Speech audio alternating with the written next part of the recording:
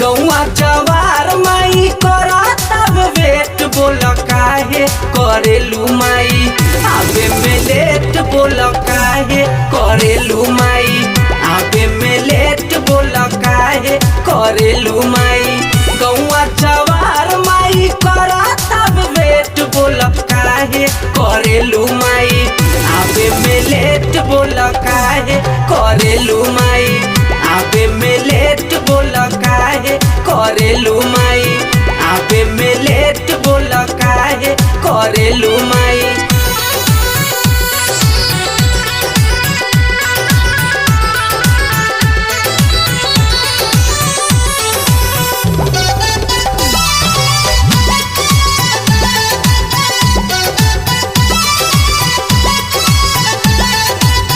दर्शन लागी नैना देखेला रहिया सुनेला पुकार हमरो माई मायरिया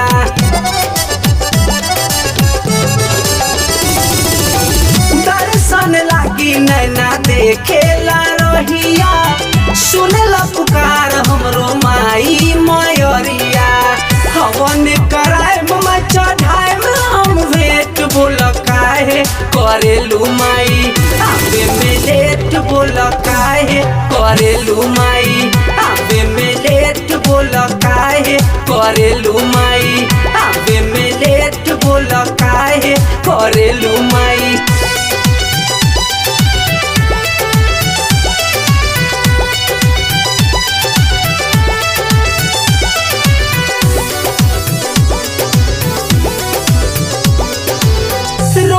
के पल भर में मैया हंसावेलू दुखियन के सुन के पुकार जुड़ते आवेलू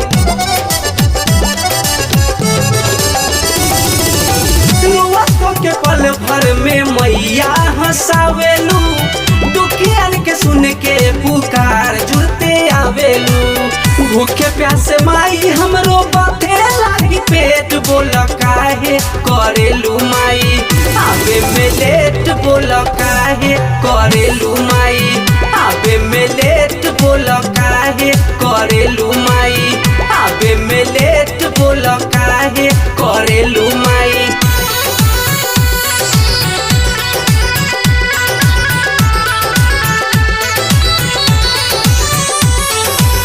आबे में लेट बोल काहे करेलू माई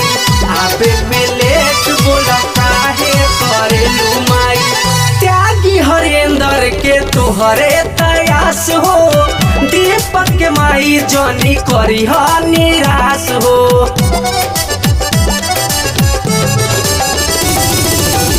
त्यागी हरेंद्र के तोहरे तयास हो दीपक के माई जनी करी निराश हो लाइन में खड़ा पानी खुली कब गेट बोल काहे करेलू माई आबे में लेट बोल काहे करेलू माई आबे में लेट बोल काहे करेलू माई आबे में लेट बोल काहे करेलू माई MS Recording Studio, Bidoliya।